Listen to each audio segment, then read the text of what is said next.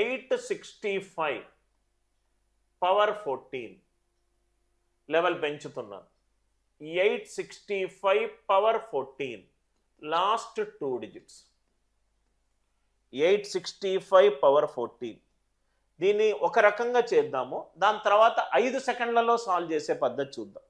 865 power 14 అంటే 865 into 865 ఎన్ని times? 14 times.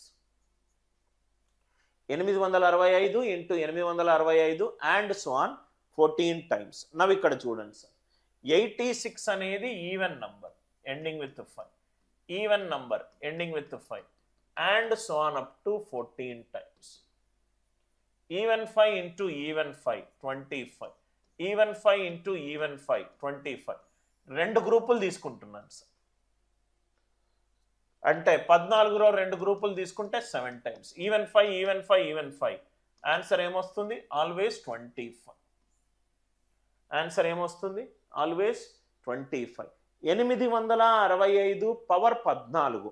865 into 865 14 times. 86 అంటే ఈవెన్ నంబర్, మళ్ళీ 86 అంటే even number. Even 5 even 5 even 5 and so on up to 14 times. Even 5 into even 5 25 into 25 even 5 into 25 even 5. మొత్తం answer ఎంత? 25. ఇది method 1. Method 1. Method 2 డైరెక్ట్గా మనం ఆన్సర్ డిస్కస్ చేసాం. 865 పవర్ 14. ఏదైనా నంబర్కి పవర్ సరి సంఖ్య ఉందనుకోండి, పవర్ సరి సంఖ్య ఉందనుకోండి, అది ఏమవుతుంది సార్? వర్గం అవుతుంది. అది ఏమవుతుంది సార్? వర్గం అవుతుంది. అంతే కదా సార్?